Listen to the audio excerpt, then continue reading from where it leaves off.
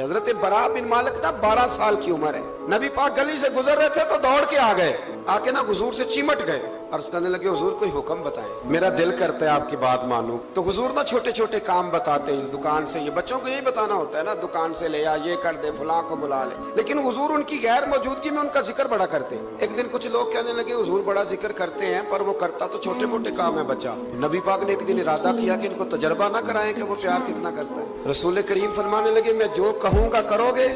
حضور کروں گا۔ فرمایا جاؤ اپنے باپ کی گردن کاٹ کے لاؤ۔ ایک روایت میں ہے کہ مولا علی کے گلے میں تلوار لٹک رہی تھی، یوں کھینچی اور اس نے جذبات سے دوڑے کہ حضور نے فرمایا اسے پکڑ لو ورنہ یہ گردن کاٹ بھی لائے گا، پکڑ لو اسے ورنہ یہ کاٹ دے گا۔ اللہ کی قدرت کے تھوڑا وقت گزرا تو وہ بیمار ہو گئے۔ دن میں 2 مرتبہ میرے نبی پاک تیمارداری کرنے گئے۔ ایک شام رسول کریم تشریف لے گئے تو حضور سرانے بیٹھے، ماتھے پہ ہاتھ رکھا تو کریم محبوب ان کے باپ کی طرف کان میں کچھ کہا ان کے والد سے، حضور رونے لگے اور پھر حضور نے دوبارہ ماتھا چوما، پیار کیا اور چلے گئے۔ تو حضرت طلحہ بن برانا اپنے ابا کو قریب بلایا اور چارپائی میں بٹھایا، کہنے لگے ابا جی حضور کیا فرما گئے؟ کہا بیٹا تیرے والی بات نہیں۔ کہا نہیں بتائیے؟ کہا نبی کریم علیہ السلام نے فرمایا کہ شام کو نا میرے طلحہ کا انتقال ہو جائے گا اور جب اس کی روح پرواز کر جائے تو مجھے خبر کرنا، میں آ کے جنازہ پڑھاؤں۔ مدینے میں ٹھنڈ بڑی تھی، حضرت طلحہ نے نا اپنے باپ کا ہاتھ پکڑا اور اپنے سینے پہ رکھا، کہنے لگے ابا حضور تو جو فرما گئے پر میری وصیت یاد رکھنا، نبی پاک کے دین کا قانون یہ ہے کہ جب کوئی انتقال کر جائے تو جلدی دفن کرو،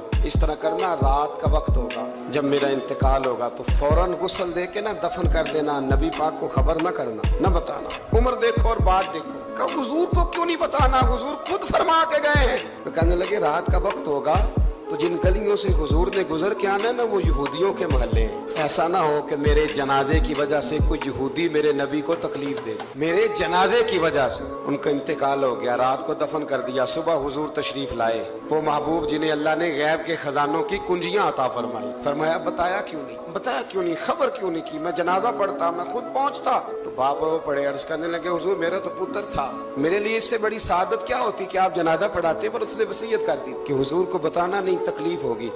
نبی کریم فرمانے لگے بتاؤ مجھے اس کی قبر کہاں؟ اور یارو غور کرنا، ساری دنیا گنبد خضرا روضہ رسول پہ اور نبی پاک ایک غلام کی قبر پہ تشریف لے، خود نبی کریم گئے اور آج حضور نے دعا انوکھی فرمائی، فرمایا اے اللہ جب میرا طلحہ تجھ سے ملے نا تو ذرا اس سے مسکرا کے بات